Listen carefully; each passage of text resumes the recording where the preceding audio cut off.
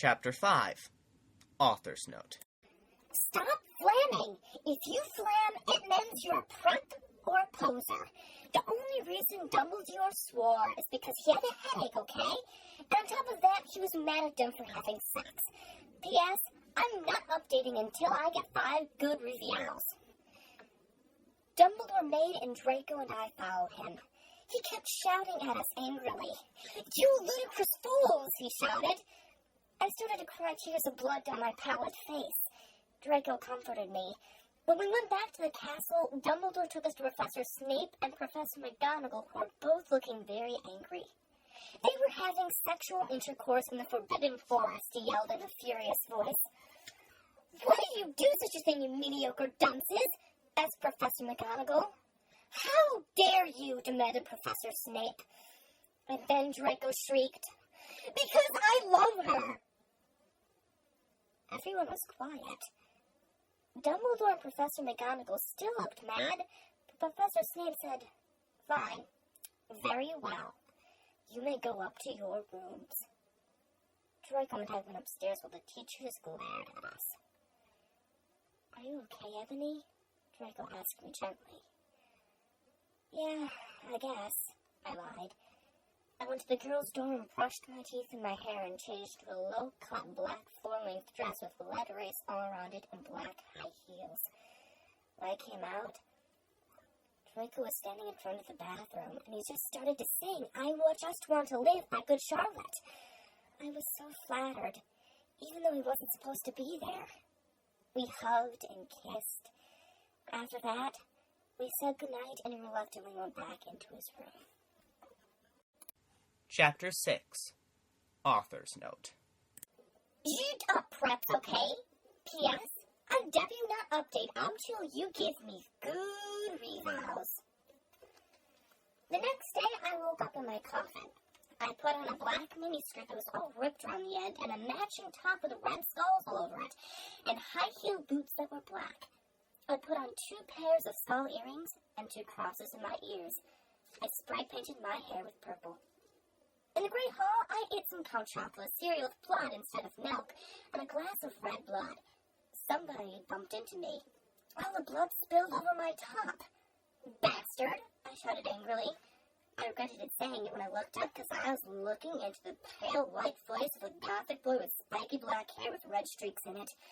He was wearing so much eyeliner that it was going down his face, and he was just wearing black lipstick. He didn't have glasses anymore, and now he was wearing red contact lenses just like Draco's, and there was no scar on his forehead anymore.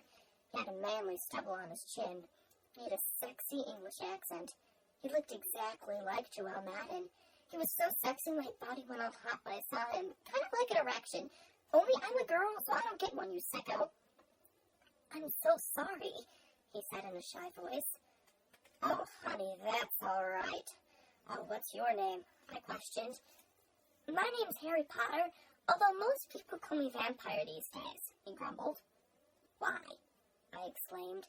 "Because I love the taste of human blood," he giggled.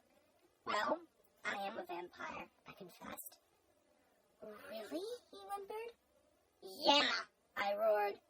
We sat down and talked for a while. Then Draco came up behind me and told me he had a surprise for me, so I went away with him. Chapter 7. Bring Me to Life. Author's Note. Well, okay, you guys, I'm only reading this because I got 5 God reviews. And BTW, I won't write the next chapter until I get 10 God VODs. Still flaming, or I'll report you.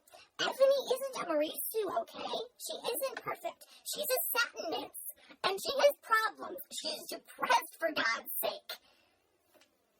Draco and I held our pale white hands with black nail polish as we went upstairs. I was wearing red Satanist stings on my nails and red nail polish. Author's Note. See, does that sound like a Mary Sue to you? I waved at Vampire. Dark misery was in his depressed eyes. I guess he was jealous of me that I was going out with Draco. Anyway, I went upstairs excitedly with Draco. We went into his room and locked the door. Then we started Frenching passively, and we took off each other's clothes enthusiastically. He felt me up before I took off my top. Then I took off my black leather bra, and he took off his pants. Went on the bed and started making out naked, and then he put his boy's thingy in mine, and we had sex. See, is that stupid? Oh, Draco! Draco! I screamed while getting an orgasm, when all of a sudden, I saw a tattoo I'd never seen before on Draco's arm. It was a black heart with an arrow through it. On it, in bloody Gothic writing, were the words, Vampire. I was so angry. You bastard, I shouted angrily, jumping out of the bed. No, you don't understand, Draco pleaded, but I knew too much. No, you fucking idiot, I shouted. You probably have AIDS anyway. I put on my clothes all huffily and I stumped out. Draco ran out even though he was naked. He had a really big you-know-what, but I was too mad to care. I stumped out and did until I was in Vampire's classroom, was having a lesson with Professor Snape and some other people. Vampire Potter, you motherfucker, I yelled. Chapter 8. Author's Note. Stop flashing, okay? If you do, then you are a prep. Everyone in the class stared at me, and then Draco came into the room even though he was naked and started begging me to take him back. Ebony, it's not what you think, Draco screamed sadly. My friend B. Bloody Mary Smith smiled at me understatedly. She flipped her long, waist-length Gothic black hair and opened her crimson eyes like blood that she was wearing contact lenses on. She had pale white skin that she was wearing white makeup on. Hermione was kidnapped when she was born. Her real parents are vampires, and one of them is a witch, but Voldemort killed her mother and her father committed suicide because he was really depressed about it. She still has nightmares about it, and she is very haunted and depressed. It also turns out her real name is Smith and not Granger. Since she has converted to Satanism, she is in Slytherin now, not Gryffindor. What is it that you desire, you ridiculous dimwit? Snape demeaned angrily in his cold voice, but I ignored him. Vampire! I can't believe you cheated on me with Draco, I shouted at him. Everyone gasped.